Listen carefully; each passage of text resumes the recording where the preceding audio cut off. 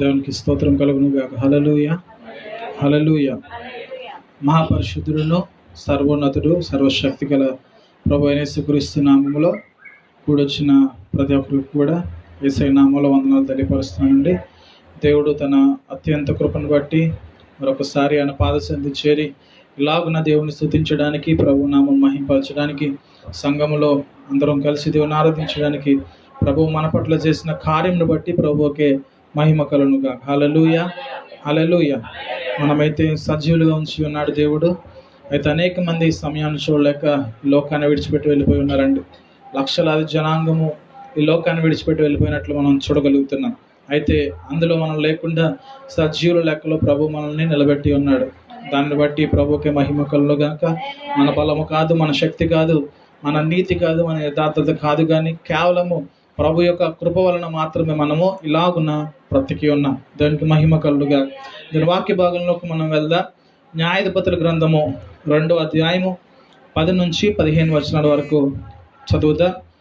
న్యాయాధిపతుల గ్రంథము 2వ అధ్యాయము 10 నుంచి 15 వచనాల వరకు చదువుదాం. ప్రతి ఒక్కరు కూడా జాగ్రత్తగా వాక్యమును గమనించండి.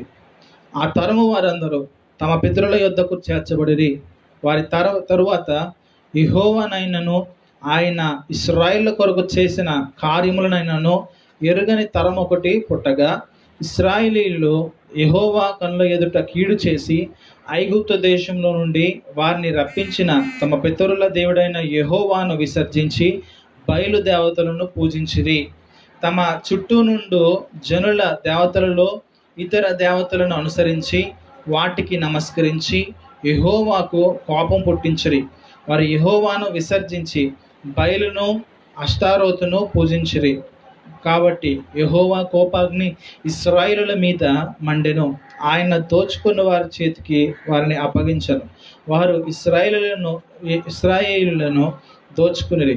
ఆయన వారి చుట్టూనున్న వారి శత్రువుల చేతికి వారిని అప్పగించను గనుక వారు తమ శత్రువుల ఎదుట నిలవలేకపోయిరి.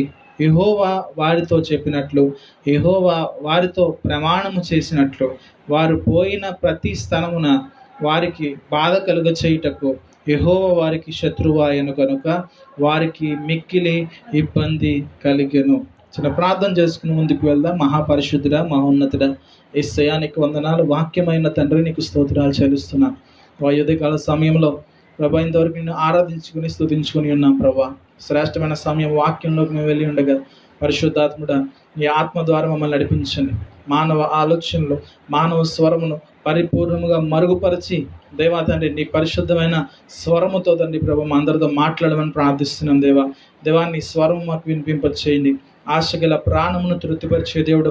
ఎంతమంది అయితే ప్రభా నీ వాక్కును వినడానికి సిద్ధంగా ఉన్నారో, ప్రభా నీ వాక్కును వినడానికి ఆసక్తి కలిగి ఉన్నారు, ప్రభా నీ వాక్కు వినగా జీవితాలు సరి చేసుకోవడానికి ఎంతమంది అయితే సిద్ధంగా ఉన్నారో వారందరితో నైనా మీరు మాట్లాడమని ప్రార్థిస్తున్నాం తండ్రి.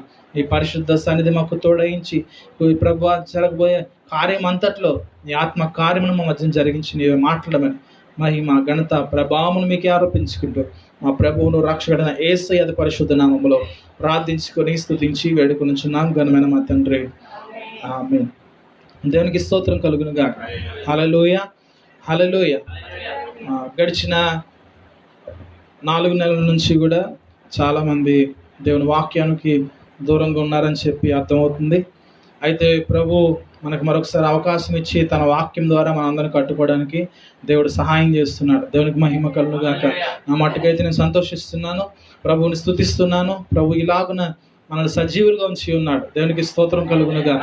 న్యాయాధిపతుల గ్రంథం గురించి మీకు కొంచెం క్లుప్తంగా చెప్పిన తర్వాత ముందుకు వెళ్ళడానికి నేను ఆశపడుతున్నాను. మన బైబిల్ గ్రంథంలో పాత నిబంధన గ్రంథంలో మనం చూసినట్లయితే మొదటి 5 గ్రంథాలు మోషే ధర్మశాస్త్ర గ్రంథాలు అని చెప్పి మనం చెప్పబడుతుంది. అనగా మోషేని దేవుడి నాయకుడిగా ప్రత్యేకపరిచి ఇశ్రాయేలు జనాంగం ఐగుప్తు దేశంలో బానిసలుగా ఉన్నప్పుడు విడిపించి వారికంటూ ఒక ప్రత్యేకమైన స్థలము ఇవ్వాలని చెప్పి దేవుడు ఆశపడ్డాడు. దేవునికి మహిమ కలుగును గాక. అబ్రహాంతో చేసిన వాగ్దానంను బట్టి ఇశ్రాయేలు అందరినీ కూడా దేవుడు ఒక ప్రదేశంలో ఉంచాడు. ఆ ప్రాంతాన్ని కనాను దేశం అంటారు. దేవునికి స్తోత్రం కలుగును గాక. ఈ కనాను దేశంలో ప్రవేశించక ముందు వరకు నడిపించింది ఎవరంటే నాయకుడైన మోషే అయితే, ఆ మోషే 120 సంవత్సరాలు వృద్ధాప్యంలో చనిపోయిన తర్వాత, మోషే తర్వాత యెహోషువను దేవుడు అక్కడ నాయకునిగా ఎంచుకొని, ఆ యెహోషువ ద్వారా దేవుడు కనాను దేశంలోకి ప్రవేశించడానికి దేవుడు యెహోషువను నిలబెట్టుకున్నాడు. దేవునికి స్తోత్రం కలుగును గాక. అక్కడ జరిగిన యుద్ధంను బట్టి ప్రభు మహిమకరంగా ఇశ్రాయేల్ జనాంగానికి విజయం అనుగ్రహించి కనాను దేశాన్ని వారికి స్వాస్థ్యముగా అప్పగించాడండి.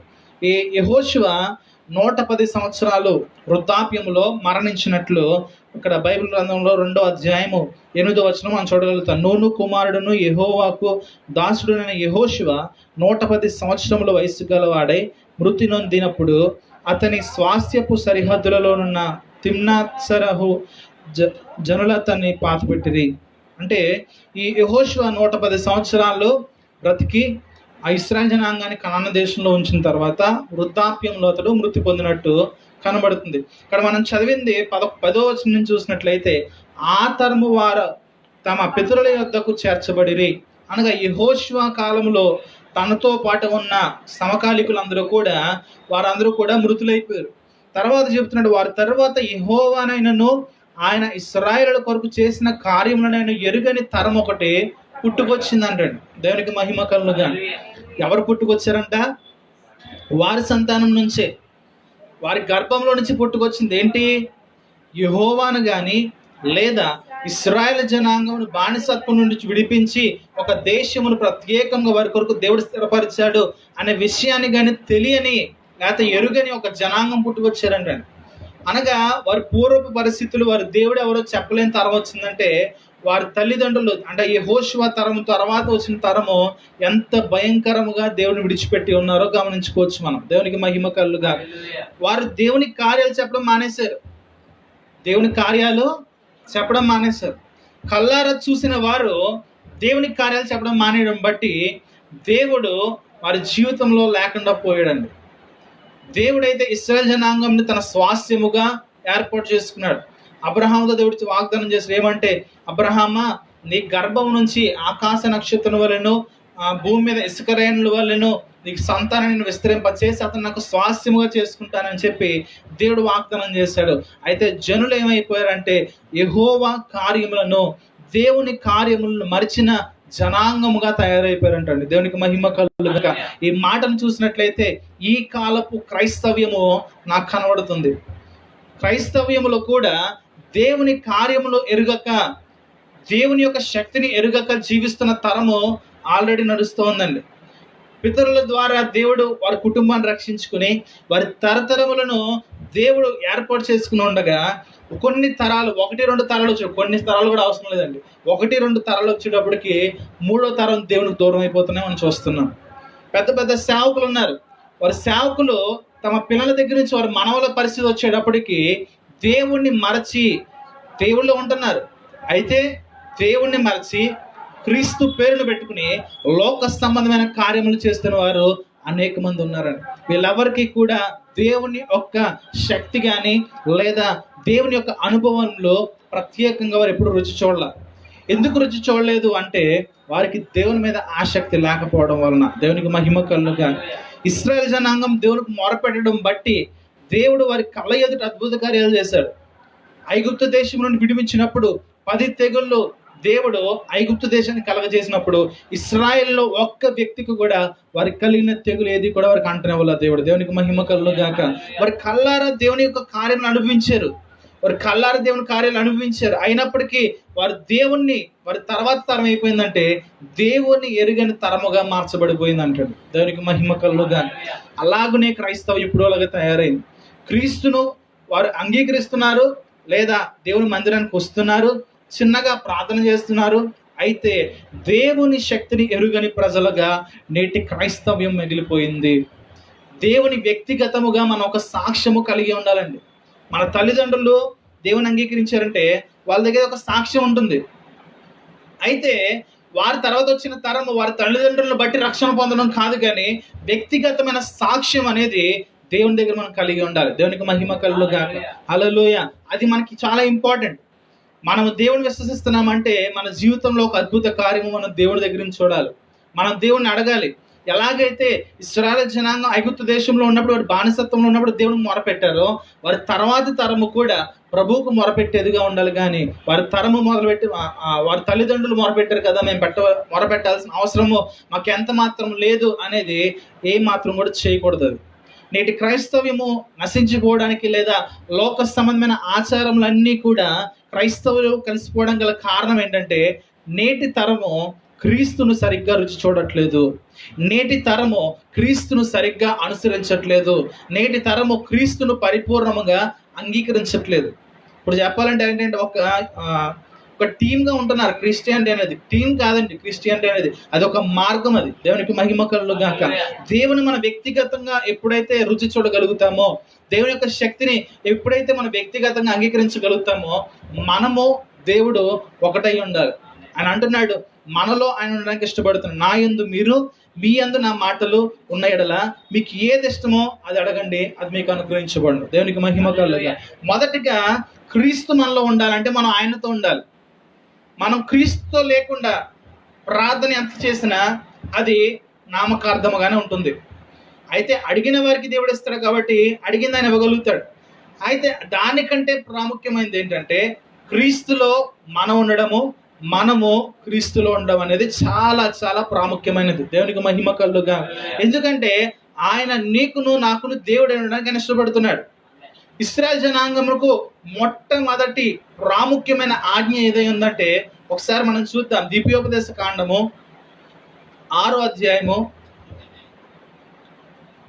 5వ అధ్యాయం 6వ వచనం చదవండి ఒకసారి. ద్వితీయోపదేశ కాండం 5వ అధ్యాయం 6వ వచనం. దాసుల గృహమైన ఐగుప్తు దేశంలో నుండి నేను రప్పించిన నీ దేవుడని యెహోవాను నేనే, నేను తప్ప వేరొక దేవుడు నీకు ఉండకూడదు. దేవునికి స్తోత్రం కలుగునుగా. దేవుడు ప్రాముఖ్యముగా ఒక ఆజ్ఞ ఇచ్చాడండి తన ప్రజలకి. ఏం చెప్తున్నాడు? నేను తప్ప వేరొక దేవుడు నీకు ఉండకూడదు. నిజముగా క్రీస్తును రుచి చూసిన వ్యక్తి క్రీస్తును తప్ప మరి ఎవరిని కూడా దేవుడుగా ఉంచుకోలేడు. అర్థమవుతుంది? ఈ మాట మీరు చాలా జాగ్రత్తగా గమనించండి. నిజముగా క్రీస్తును రుచి చూచిన వ్యక్తి యేసుక్రీస్తు ప్రభువును తప్ప వేరొకరిని దేవుడుగా ఉంచుకోలేడు. వేరొకరి దేవుడుగా ఉంచుకోలేడు అని మాట చెప్తున్నట్టు ఒకసారి అర్థం చేసుకోండి. లోకంలో ఉన్నదంతయో సాతాను గాడి యొక్క సృష్టి.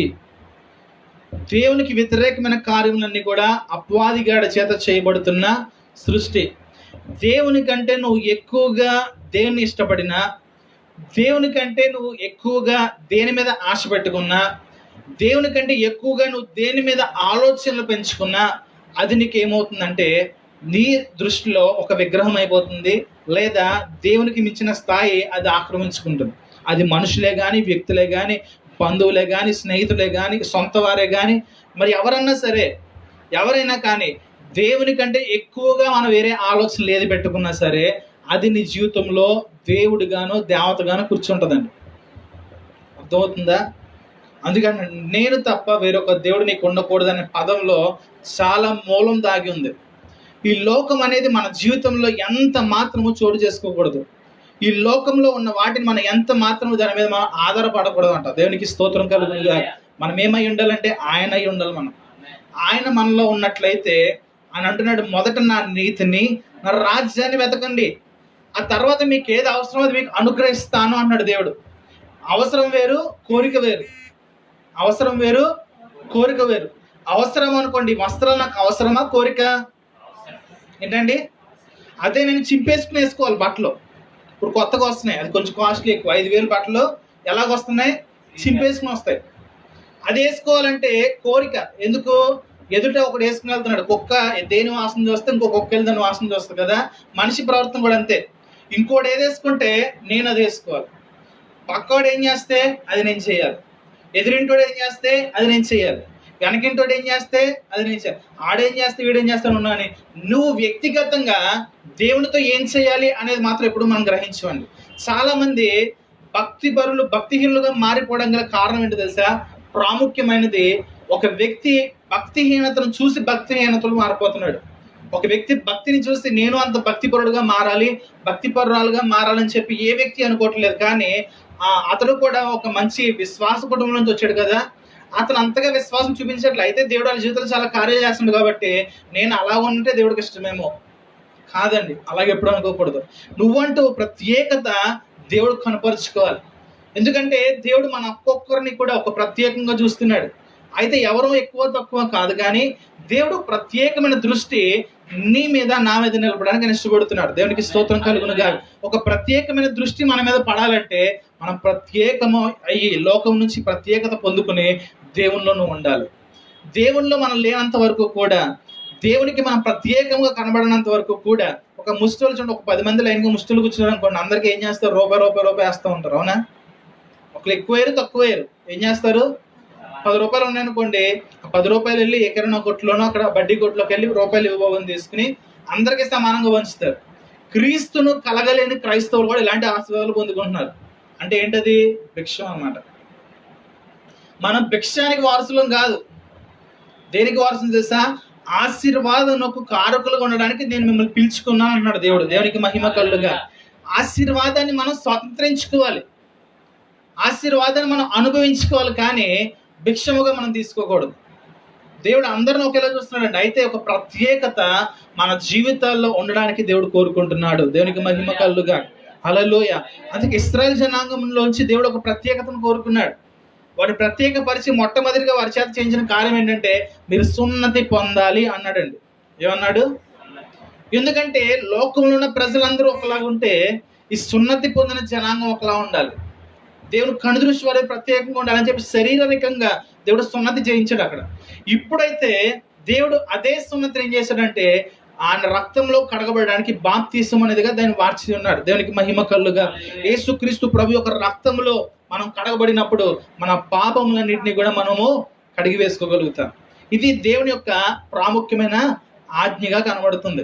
ఎప్పుడు నువ్వు ఆయన రక్తంలో కడగబడతావంటే నువ్వు పరిపూర్ణముగా యేసుక్రీస్తు ప్రభువులోకి వెళ్ళినప్పుడు, ఆయన నువ్వు కలిగినప్పుడు, నువ్వు ఆయన కలిగినప్పుడు మాత్రమే ఈ కార్యం జరుగుతుందంట. దేవునికి స్తోత్రం కలుగునుగా. ఇక్కడ ఇశ్రాయేలు జనాంగం గురించి రాయబడుతుంది న్యాయాధిపతుల గ్రంథంలో. నేను న్యాయాధిపతుల గ్రంథం ముందు ఒకసారి చదివాను, కానీ దీని గురించి నాకు ఏ మాత్రం పూర్తిగా తెలియదండి. అయితే దేవుని యొక్క కృపను బట్టి ఇప్పుడు మరలా చదువుతున్నప్పుడు దేవుడు మంచి ఆలోచనలు ఈ న్యాయాధిపతుల గ్రంథం ద్వారా దేవుడు నాకు నేర్పిస్తున్నాడు. ఇప్పుడు మనం చూసినట్లయితే ఆ తరం వారు తమ పితరుల యొద్దకు చేర్చబడి వారి తరువాత యెహోవానైనను ఆయన ఇశ్రాయేలు కొరకు చేసిన కార్యములనైనను ఎరుగని తరం ఒకటి పుట్టగా, ఇశ్రాయేలు దేవుని యొక్క కన్నుల ఎదుట కీడు చేసి ఐగుప్తు దేశం నుండి వారిని రప్పించిన తమ పితరుల ఎవడైన యెహోవాను విసర్జించి చదవండి, తమ చుట్టూ నుండి జనుల దేవతలలో ఇతరుల దేవతలను అనుసరించి యెహోవాకు కోపము పుట్టించిరి. దేవునికి స్తోత్రం కలుగునుగా. ఒకటి, దేవుణ్ణి విసర్జించారంటండి. ఏం చేశారు? దేవుణ్ణి విసర్జించి లోకంలో ఉన్న వారి దేవతలను అనుసరించారంట. తర్వాత అలాగూ చేయడం వలన దేవునికి ఏం కలిగింది? కోపం కలిగింది. ఎవరి మీద కలిగింది? లోకం మీద కాదు, ఆయన ప్రజల మీద కోపం కలిగింది. వీళ్ళెవరు? ఆయన చెప్పిన ఆజ్ఞల ద్వారా సున్నతి పొందినవారు, ఆయన స్వాస్థ్యమే. అయితే వీరు ఏం చేస్తున్నారంటే దేవుని విసర్జించారంటండి. మొదట నువ్వు లోకమును అనుసరించి జీవిస్తున్నావు అంటే నీకు నువ్వు తెలియకుండా దేవుని విసర్జించారు, దేవుణ్ణి విసర్జిస్తున్నావు అని అర్థము. దేవునికి స్తోత్రం కలుగునుగా. ఎందుకంటే దేవుని వాక్యం లోకంలో ఉన్నదంతయో శరీరాశ, నేత్రాశ, జీవపడమము ఇది దేవుని వల్ల కలిగినవి కాదు, కానీ అపవాదిగాడి వల్ల కలిగింది మాత్రమే వాక్యం చెబుతుంది. నీ జీవితంలో దేవునికి తప్ప మరొకరికి ఎవరికి నీకు తెలిసి కానీ తెలియకుండా కానీ నువ్వు వ్యక్తిగతంగా దేవుని విసర్జిస్తున్నావు. దేవుని విసర్జించడం వలన నువ్వు ఎవరిని అనుసరిస్తున్నావు తెలుసా? లోక దేవతను అనుసరిస్తున్నావు. లోక దేవతను అనుసరించడం వల్ల దేవుని దగ్గర నుంచి నువ్వు పొందుకునే బహుమానం ఏంటి తెలుసా? కోపం.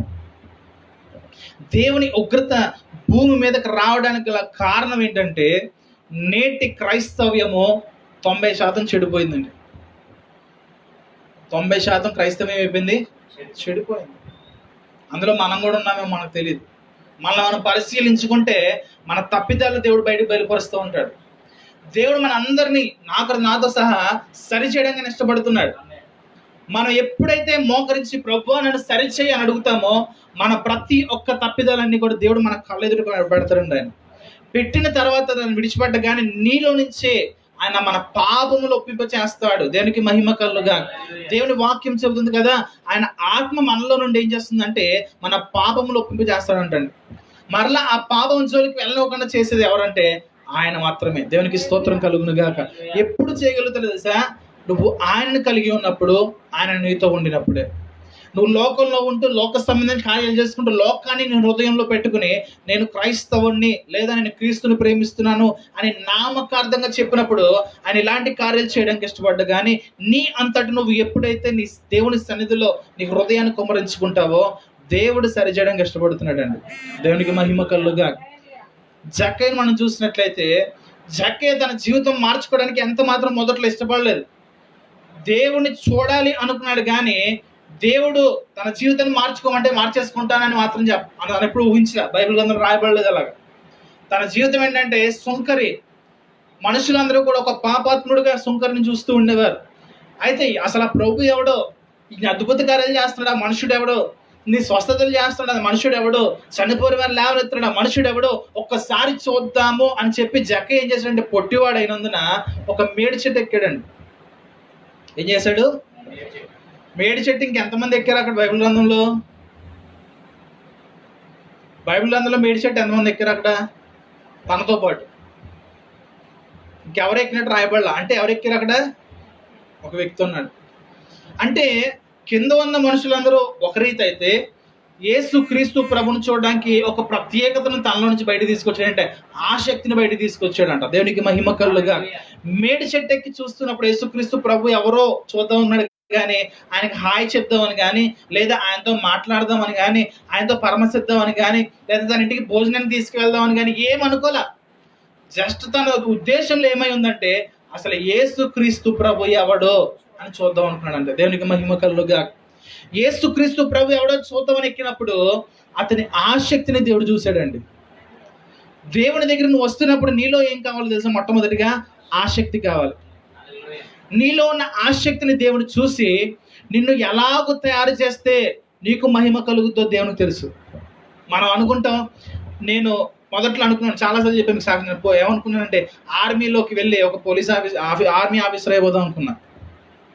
నా హైట్ని బట్టి ఇప్పుడైతే ఇలా ఉన్నాను, కానీ ఇప్పుడు మంచి ఫిజిక్ ఉండేది.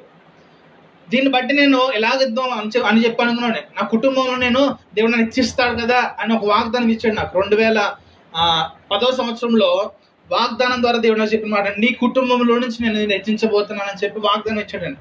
హెచ్చించబోతున్నాడంటే నా ఉద్దేశం అంటే ఒక government job, central government job వేస్తే మన ఉద్దేశం ఉన్నతమైన స్థితి. వెంటనే నేను అనుకున్నాను, ఆ దేవుడు నాకు ఇచ్చే విశ్వాసం ఎలా ఉందంటే నేను డైరెక్ట్గా అందులో జాయిన్ అయిపోయినంత విశ్వాసం. విశ్వాసం అంటే ఏంటి అర్థం? లేదు ఉన్నట్టుగా ఊహించుకోవడం విశ్వాసం. నా విశ్వాసం మొదటి స్థితి ఏంటంటే నేను ఇల్లు అందులో జాయిన్ అయిపోయినట్టు ఊహించేసుకున్నాను నేను. అయితే నా జీవితంలో కలిగింది ఏంటంటే నేను క్రీస్తుని కలిగి ఉన్నానండి. అప్పటికి క్రీస్తుని సరిగ్గా కలిగి ఉన్నాను. అయితే నా మీద ఆయన ఉంచిన ప్రణాళిక ప్రత్యేకమైనది. దేవునికి మహిమ కలుగుగా. నా సొంత ఉద్దేశాలు కానీ నా సొంత ఆలోచనలు కానీ నాకు నెరవేర్చబడవు. నేను దేవుని చిత్తం అడగడం మానేసి ఏమనుకున్నానంటే నా చిత్తాన్ని అందులో పెట్టి నా దేవుడు నాకు చేస్తాడు అనుకునేవాడిని. నా చిత్తాన్ని అందులో పెట్టుకుని నేను ఇలాగ అయిపోతే నా కుటుంబంలో హెచ్చించబడతాను, శుభ్రంగా నేను మంచి జీవితం పొందుకుంటానని చెప్పి అనుకుని నా ఉద్దేశాలన్నీ వేరేగా ఉండే, లోక సంబంధమైన ఉద్దేశాలు. దేవుని చిత్తాన్ని ఎప్పుడు అడగల. ఆ టైంలో విశ్వాసం ఉంది, అయితే దేవుని చిత్తము లేదు. ఇలాగ వెళ్ళేటప్పటికి ఓడిపోయినండి. నేను ఎంత విశ్వాసంతో వెళ్ళానో దానికి 2 వెనక్కి వచ్చేసాను. మళ్ళీ అలా అదే పరిస్థితి చాలాసార్లు ఎదుర్కొన్నాను. నా సొంత ఉద్దేశాలు పెట్టుకుని నా సొంత కార్యాలు చేసుకుంటూ దేవుని ఎదురుగా పెట్టుకుని విశ్వాసంలో పరిశుద్ధమైన జీవితం జీవిస్తున్నాను. కానీ ఎక్కడ దేవుని చిత్తాన్ని నెరవేర్చడానికి నేను ఇష్టపడాల. కొన్ని దేవుని చిత్తం ఏంటో అని అడగడానికి నేను ఇష్టపడాల. నా సొంత చిత్తం నాకు పెట్టుకుని నా దేవుడు నాకు ఈ కార్యం చేస్తాడులే అనే ఉద్దేశంలో వెళ్ళినప్పుడు నేను ఎప్పుడూ కూడా విజయాన్ని చూడలేదండి. దేవునికి మహిమ కలుగుగా. అసలు ఏమై ఉన్నది దేవుని చిత్తం అనేది తర్వాత అడగడం మొదలుపెట్టారు. వాక్యం ద్వారా దేవుడు నాతో మాట్లాడినప్పుడు దేవుని చిత్తాన్ని మనం అడిగి జీవించాలి అనే వాక్యం ద్వారా దేవుడు నాతో మాట్లాడినప్పుడు దేవుని చిత్తం అడిగినప్పుడు ఆయన ఇష్టమైన మార్గం నడిపించడం మొదలుపెట్టాడు. ఆయన చిత్తమే మన జీవితంలో నెరవేర్చబడతాయి. ఆ చిత్తమే మహిమకరంగా నిన్ను నన్ను నిలబెడుతుంది. దేవునికి మహిమ కలుగా. మన ఉద్దేశాలు ఏమనుకుంటే మనుషులు ఎదురు ఘనత తెచ్చుకోవాలనుకుంటాం. అయితే దేవుడే మనకు ఘనతను ఇవ్వడానికి ఇష్టపడుతున్నాడంటే అది మనం ఒకసారి ఆయన మీద ఆధారపడినప్పుడే ఆ సంతోషము, ఆ మహిమ అనేది ఏంటో మనకు అర్థమవుతూ ఉంటుంది. దేవునికి స్తోత్రం కలుగునుగా. ఇశ్రాయేలు జనాంగాన్ని గొప్ప జనముగా దేవుడు చేయడానికి ఇష్టపడ్డాడు. అయితే యెహోవాను ఎరుగని ఒక తరము పుట్టిందంట. యెహోవాను ఎరుగని తరం వచ్చేసింది. వచ్చినప్పుడు వాళ్ళు ఏం చేస్తున్నారంటే దేవుణ్ణి విడిచి లోకమును ప్రేమించి లోక సంబంధమైన వాటిని మీద ఆసక్తి కలిగి యెహోవాను విసర్జించారని చెప్పి బైబిల్ చెబుతుందండి. దేవుని విసర్జించడం వలన దేవుని దగ్గర నుంచి వారు ఏం పొందుకున్నారంటే బహుమానంగా కోపాన్ని పొందుకున్నారు. ఒకసారి మన జీవితంలో కూడా ఒకసారి మనం పరిశీలన చేసుకుందాం. మనము దేవుణ్ణి విసర్జించి లోకంలో ఉన్న వాటిని దేన్ని ప్రేమిస్తున్నాము ఒకసారి మనం జ్ఞాపకం చేసుకోవాలి. నీ జీవితంలో మొట్టమొదటి స్థానము దేవునికి ఇవ్వాలి. అది నీకు ఇష్టమైన ఇష్టం అవ్వకపోయినా, నీ బిడ్డలకు కాదు, నీ తల్లిదండ్రులకు కాదు, లేదా నీ భార్యకు కాదు, నీ భర్తకు కాదు, నీ బంధువులు లేదా నీ స్నేహితులు ఉంటారు, క్లోజ్ ఫ్రెండ్స్ ఉంటారు, వాళ్ళు కూడా కాదండి. మొట్టమొదటి స్థానము మనము దేవునికి మాత్రమే ఇవ్వాలి. దేవునికి తప్ప నువ్వు ఎవరికి దేవునికి స్థానం ఇచ్చావనుకో, నువ్వు నీకు తెలియకుండా నువ్వేం చేస్తున్నావు తెలుసా? యెహోవాని ఏం చేస్తున్నావు? విసర్జిస్తున్నావు. విసర్జించడం అంటే అర్థం ఏంటి? విసర్జించడం అంటే అర్థం ఏంటి తెలుసా? అసహ్యంగా చూడటం. ఏం చేస్తున్నట్లు? దేవుడి మీదకి అసహ్యం కలుగుతుంది ఎప్పుడన్నా? అయితే నువ్వు చేసే కార్యము దేవునికి ఎలా అనిపిస్తుంది తెలుసా? నువ్వు యెహోవాను విసర్జిస్తున్నావు అంటున్నాడు ఆయన. అబ్రహాముకు దేవుడు 99 సంవత్సరాలకి గర్భం తెరిచి ఇస్సాకును ఇచ్చినప్పుడు ఇస్సాకును అబ్రహాం చాలా ప్రేమించాడండి. చాలా ప్రేమించింది. అప్పుడు దేవుడు అనుకున్నాడు, దేవుడు ఉద్దేశంలో తాను పరిశీలించడానికి ఒకసారి ఇష్టపడ్డాడు. అబ్రహాం నేను పరీక్షిస్తాను. ఏమని? తన ఒక్కగానొక్క కుమారుని ప్రేమిస్తున్నాడు కదా, అసలు నన్ను ఎక్కువ ప్రేమిస్తున్నాడా, ఇస్సాకుని ఎక్కువ ప్రేమిస్తున్నాడా? ఏమన్నాడండి? దేవుని ఎక్కువ ప్రేమిస్తున్నాడో లేదా ఇస్సాకుని ఎక్కువ? ఒకవేళ ఇస్సాకుని కనుక ఎక్కువ ప్రేమిస్తే అబ్రహాం ఇస్సాకుని బలి ఇవ్వడానికి ఇష్టపడతాడు అనుకున్నారా? ఇష్టపడ్డాడు. ఒక ఉదాహరణ చెప్తాను. నా దగ్గర ఒక ఫోన్ ఉందనుకోండి, ఆ ఫోన్ చాలా ఇష్టపడుతున్నా. ఏంటి? ఫోన్ నేను చాలా ఇష్టపడుతున్నా. ఒకసారి నా భార్య ఉంది. నా భార్యని నేను ఫోన్ కంటే ఎక్కువగా ప్రేమించాను అనుకోండి, నేను ఆ ఫోన్ ఏం చేయగలుగుతాను? భార్యకి ఇవ్వగలుగుతాను. అదే కనుక నా భార్య కంటే నేను ఫోన్ ఎక్కువ ప్రేమించాను అనుకోండి, నా ఫోన్ నేను నా భార్యకి ఇవ్వలేను. అర్థమవుతుంది? ఇది ఒక ఉదాహరణ మాత్రమే. నువ్వు దేవుని కంటే ఎక్కువగా దేన్ని ప్రేమించినా దేవునికి నువ్వు దాన్ని సాక్రిఫైస్ చేయలేవు. అబ్రహాం ఇస్సాకును దేవుని కంటే ఎక్కువ ప్రేమించలేదు కాబట్టి దేవుడు అబ్రహామును ఇస్సాకును బలి ఇమ్మన్న వెంటనే ఇస్సాకును బలి ఇవ్వడానికి అబ్రహాం సిద్ధపడిపోయాడు. దేవునికి మహిమ కలుగునుగా. నీ జీవితంలో దేవుని అలాగను నువ్వు చూడాలి. నీ జీవితంలో దేవుని అంతగానో హెచ్చించుకోవాలి. నీ జీవితంలో మొట్టమొదటి స్థానం దేవునికి ఇచ్చినప్పుడు దేవుడు నిన్ను మొట్టమొదటి స్థానంలో ఉంచడానికి ఇష్టపడతాడు. దేవునికి మహిమ కలుగునుగా. మనం ఏం చేస్తామంటే అండి, మన కుటుంబాన్ని ఫస్ట్ పెడతాం, లేదా మన స్నేహితులను ఫస్ట్ పెడతాం, మన తలంపులు, మన ఆలోచనలు, మన ఉద్యోగ పరిస్థితి అన్నింటినీ మొదలుపెట్టి తర్వాత స్థానం ఎవరికి ఇస్తామంటే దేవుడికి ఇస్తాం. నువ్వు దేవునికి ఎప్పుడైతే తర్వాత అని పెడతావో దేవుడు కూడా నీ కోసం చేసే కార్యాలు తర్వాత అంటాడు. అర్థమవుతుందండి? బైబిల్ ఎక్కువగా మనం పొద్దున మాటలు వేసి ప్రార్థన చేసుకోవడానికి కొంచెం తర్వాత చేసుకుందాంలే. ఎప్పుడంటే మన పనులన్నీ అయిపోయిన తర్వాత లేచి తర్వాత ప్రార్థన చేసుకుందాంలే, ఏదో ఒక అనుకున్నామండి. తర్వాత చేసుకుందాం అనుకున్నప్పటికి మన జీవితం కూడా ఏమైపోద్ది? తర్వాత అయిపోతుంది. తర్వాత అన్నదంటే నువ్వు దేవుడికి ప్రాధాన్యత ఇవ్వట్లా, దేవుడికి నీ జీవితంలో మొదటి స్థానం ఇవ్వట్లా. ఎప్పుడు ఇస్తున్నావు తెలుసా? నీ పనులన్నింటినీ మొదటి స్థానం పెట్టుకుని రెండో స్థానం ఎవరికి ఇస్తున్నావు? దేవునికి ఇస్తున్నావు. కాబట్టి నీ జీవితంలో దేవుడు ఉన్నత స్థితిని ఒక చోట పెట్టాడు. అయితే నువ్వెక్కడ ఉన్నావు అంటే ఉన్నత స్థితి కిందే ఉంటున్నావు. మన జీవితాన్ని హెచ్చించడానికే మనం పిలుచుకున్నాడండి. ఆయన వాగ్దానం ఏంటంటే మీరు ఆశీర్వాదముకు కారకులు ఉండడానికి మీరు పిలువబడతారు, కానీ కీడు కొరకు మీరు పిలువబడలేదు. ఇశ్రాయేలు జనాంగం దేనికోసం పిలువబడ్డారు? ఆయన స్వాస్థ్యం ఉండడానికి పిలువబడ్డారు. అయితే వీరు ఏమైపోయారంటే అసలు యెహోవానే ఎరుగని తరం వచ్చేసిందండి. ఇక్కడ ఏమైపోయింది? కొన్ని వందల సంవత్సరాలు కూడా కాదు, మధ్యలో ఒక 2-3 తరాలు అడ్డు ఉంటాయి అంతే. మొత్తానికి దేవుడు చేసిన కార్యాలనే మర్చిపోయిన తరం వచ్చిందంటే ఎంత భయంకరమైన జనాంగంగా వారు తయారయ్యారో ఒకసారి జ్ఞాపకం చేసుకోండి. దేవుడికి కోపం పుట్టించడము అంటే ఒక అక్కడున్న ఇశ్రాయేల్ జనాంగం ఎంత భయంకరంగా దేవుని విసర్జించారో మనం జ్ఞాపకం చేసుకోవాలి. దేవుడికి సాధారణంగా కోపం రాదండి. ఎందుకంటే ఆయన వాక్యం చెబుతుంది ఆయన దీర్ఘశాంతుడు, అత్యంత కృప కలిగిన వాడు అని రాయబడింది ఆయన కోసం. ఆయన ఎవరు? దీర్ఘశాంతుడు. దీర్ఘశాంతుడు అంటే ఎలాగ అర్థమవుతుందంటే యేసుక్రీస్తు ప్రభుని భయంకరంగా చితకబాదినా సరే ఆయన కోపం రాల. వచ్చిందా? అక్కడ అర్థం అవ్వాలి. మనల్ని ఎవరైనా ఒక వ్యక్తి ఒకసారి కొడితే ఊరుకుంటాం, 2 సార్లు కొడితే ఊరుకుంటాం, ఒక 4-5 సార్లు కొట్టేటప్పుడు మనమే తిరగబడతాం. చెప్పాలంటే చిన్నపిల్లలే తిరగబడుతుంది, పెద్దల గురించి అనవసరం మనకు. గట్టిగా 4 సంవత్సరాలు దాటిన పిల్లలే పెద్దలు కొడితే ఏం చేస్తున్నారు? తిరగబడుతున్నారు. మరి యేసుక్రీస్తు ప్రభు అంతమంది భయంకరంగా హింసించినా సరే ఆయన తిరగబడలేదు అంటే ఆయన కోపము ఎంత భయంకరమైన పాపం చేస్తే వస్తుందో అర్థం చేసుకోండి ఒకసారి. ఆయన వాక్యం చెబుతుంది ఆయన దీర్ఘశాంతుడు, అత్యంత కృప కలిగిన వాడు. అత్యంత కృప అంటే మామూలుగా ఒక మనిషి మీద జాలి చూపించడం ఒక విధి అయితే, అసలు కృపకు అర్హుడు లేని వాడినే కృప చూపించే వ్యక్తి ఆయన దేవుడు. దేవునికి స్తోత్రం కలుగునుగా. అసలు నేను కృప పొందుకోవడానికి అర్హుడు కాదు, అర్హత లేదు.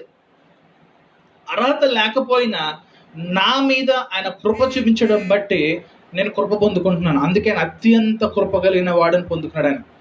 ఆయనకే కోపం తెప్పించామంటే ఎంత భయంకరంగా మనుషుడు జీవిస్తున్నాడో అర్థమైపోద్దండి. ఇశ్రాయేల్ జనాంగము అంత భయంకరంగా దేవుని విసర్జించారంట. అసలు దేవుని మరిచిన తర్వాత అర్థమవుతుంది అసలు యేసుక్రీస్తు ప్రభు అనే ఆలోచన మన మనసులో రోజు రావట్లేదు. చెప్పాలంటే ఈ 4-5 నెలల్లో చాలా మంది యేసుక్రీస్తు ప్రభుని మర్చిపోయి ఉంటారు.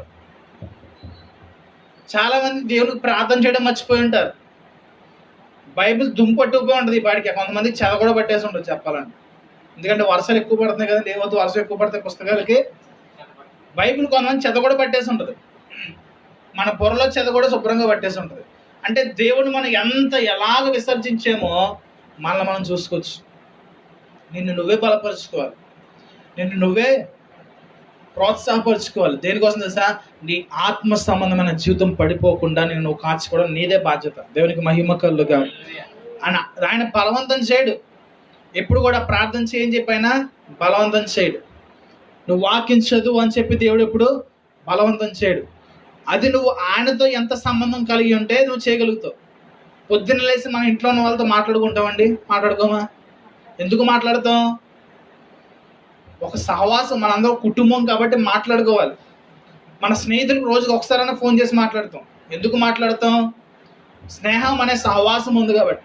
దేవునితో నువ్వు రోజుకి ఒక్కసారి కూడా మాట్లాడట్లేదంటే నువ్వు దేవునితో సహవాసం అనేది చేయట్లేదు కాబట్టి నువ్వు మాట్లాడట్లే. ఎప్పుడు చేస్తాం మనం? ఆదివారం చేస్తూ ఉంటాం. ఆదివారం చేసి సహవాసం అంటే చుట్టరెక్కువ ఏమవుద్ది? చుట్టరెక్కువ. మన చుట్టరేకలు కాదు దేవుని దగ్గర. ఆయన బిడ్డలమై ఉన్నాం. ఆయన స్వరక్తముతో మనల్ని కొనుక్కున్నాడంట. ఆయన దేవునికి స్తోత్రం కలుగునుగా. హల్లెలూయా. ఇక్కడ ఏం చేస్తున్నారంటే వీళ్ళందరూ కూడా దేవుని విసర్జించి ఆయన కోపం పుట్టించారంట. తర్వాత ఏం చెప్తున్నాడు?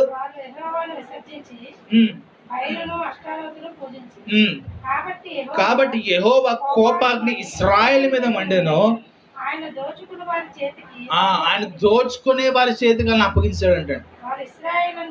దోచుకొని వారి చుట్టూ ఉన్న వారి శత్రువుల చేతికి వారిని అప్పగించాను గనుక వారు తమ శత్రువుల ఎదుట నిలవలేకపోయారు.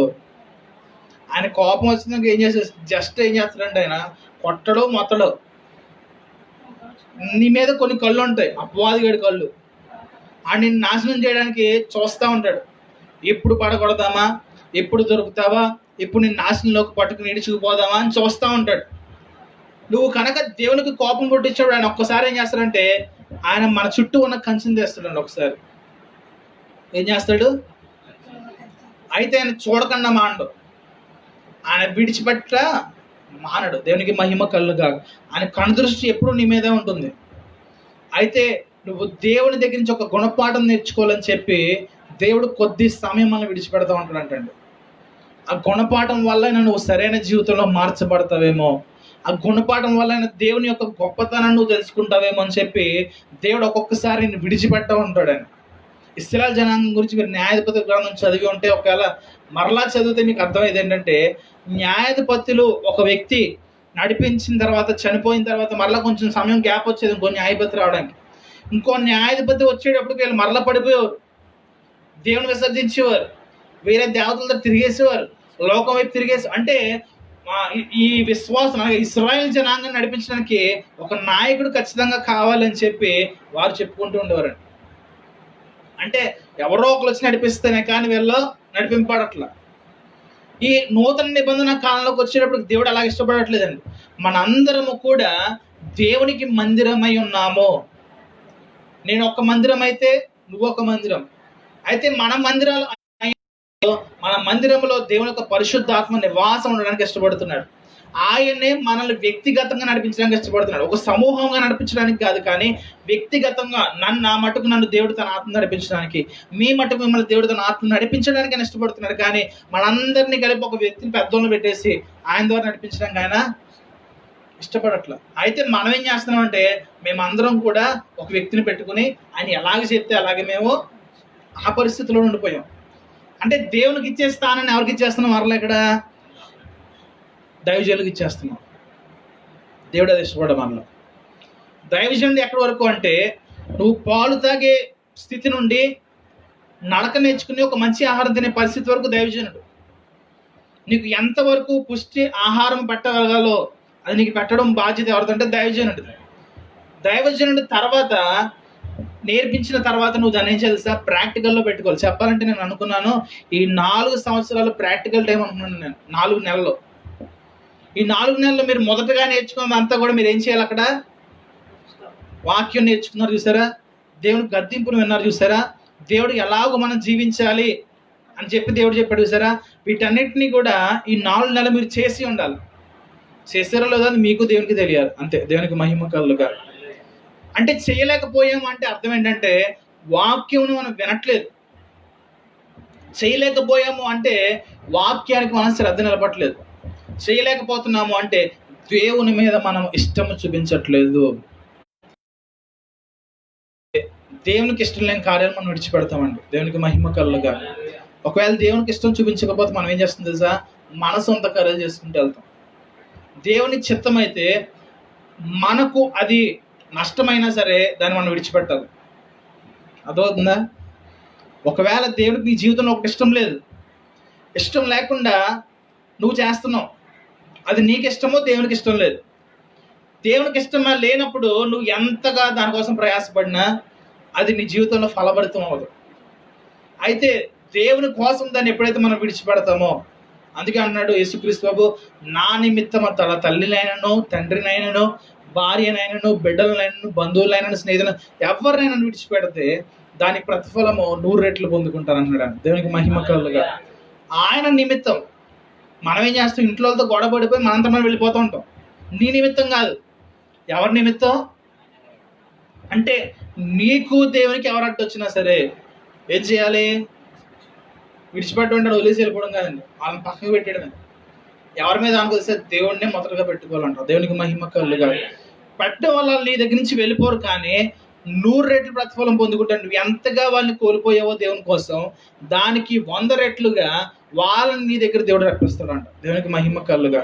కానీ మనం వాడే ఆయుధాలు ఏంటంటే, వాళ్ళ కోసం దేవుని విడిచిపెట్టేస్తాం. మనం ఏమండి ఏం చేస్తాం? మనం వాళ్ళ కోసం దేవుని విడిచిపెడతాం. అయితే దేవుని వాక్యం ఏం చెప్తుందంటే, నా కోసం వాళ్ళని విడిచిపెడితే వాళ్ళు 100 రెట్లుగా నీ దగ్గరికి వస్తారంట. దేవునికి మహిమ కలుగా. హల్లెలూయా. అయితే మనం దేవుని దగ్గర నుంచి కొన్ని పాఠాలు నేర్చుకోవడానికి దేవుడు ఒక్కొక్కసారి మనల్ని పరీక్షిస్తూ ఉంటాడంట. దేవుడు మన జీవితంలో పరీక్షలు పెట్టడానికి గల కారణం ఏంటంటే, నువ్వు దేవుని శక్తిని మర్చిపోయినప్పుడు, దేవుని మీద నువ్వు ఆధారపడడం మానేసినప్పుడు దేవుడు నీ జీవితంలో పరీక్షలు పెట్టడానికి ఇష్టపడుతూ ఉంటాడు. తర్వాత మనం చదివినప్పుడు 15వ వచనం, యెహోవా వారితో చెప్పినట్లు, యెహోవా వారితో ప్రమాణం చేసినట్లు, వారు పోయిన ప్రతి స్థలంలో వారిని బాధ కలుగు చేయటకును యెహోవా వారికి శత్రువాయను గనుక వారికి మిక్కిలి ఇబ్బంది కలిగెను. యెహోవా వారికి శత్రువు అయ్యాడు కాబట్టి వాళ్ళకి మిక్కిలి ఇబ్బంది కలిగింది. దేవుడు మనకు శత్రువు అయ్యాడు అనుకోండి, ఇంకా మన జీవితం ఎలా ఉంటుంది తెలుసా? తూర్పు తిరిగి తిరిగారు అనుకోండి, అటు నుంచి సహాయం రాదు. ఇటు తిరిగారు అనుకోండి సహాయం రాదు, ఇటు తిరిగారు అనుకోండి సహాయం రాదు. అంటే ఆయన ప్రతి ద్వారం కూడా ఏం చేస్తలేదు సార్, మూసేస్తాడు. ఒకటే ద్వారం పెడతాడు, ఆయన అయి ఉంటాడు. దేవునికి మహిమ కలుగుగా. మనం ఏం చేస్తామంటే ఆయన వైపు చూడడం ఫస్ట్, మొత్తం అన్ని వైపులు ఇంకొక 10 దిక్కులు అంటే 10 దిక్కులు కూడా తిరిగేస్తాం. అక్కడికి పరిగెడతాం, ఇక్కడ పరిగెడతాం, వాళ్ళ దగ్గరికి వెళ్తాం, వీళ్ళ దగ్గరికి వెళ్తాం.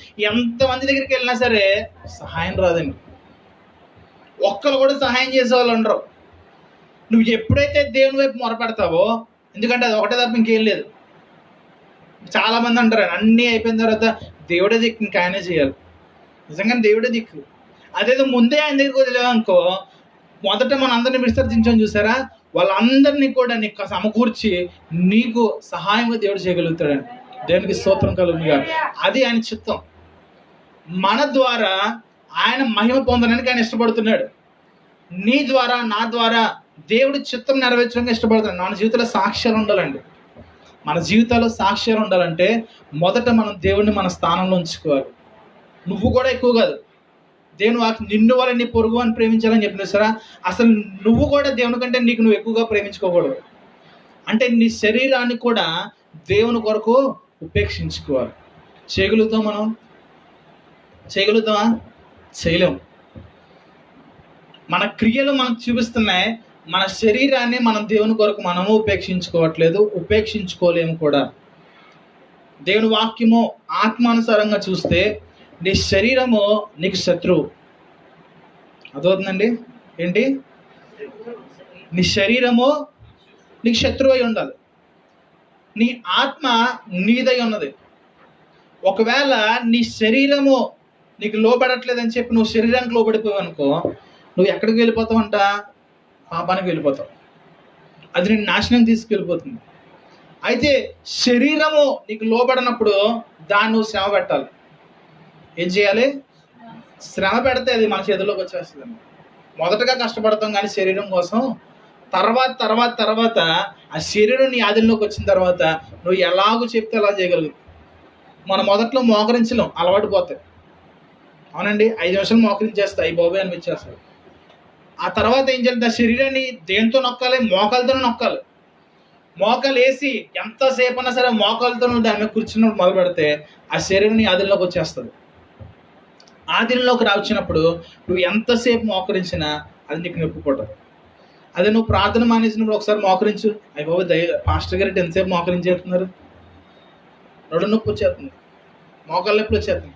ఫస్ట్లో మేము అలాగే ప్రార్థన వచ్చిన కొత్తలో మోకాళ్ళ నొప్పులు నలిగిపోయాయి. తర్వాత మా పాస్టర్ గారు చెప్పిన తర్వాత మోకాలు చెప్పులు నల్లగా అయిపోయి గడ్డ కట్టాలని చెప్పేవాడు. అలా చేసేవాళ్ళం మేము.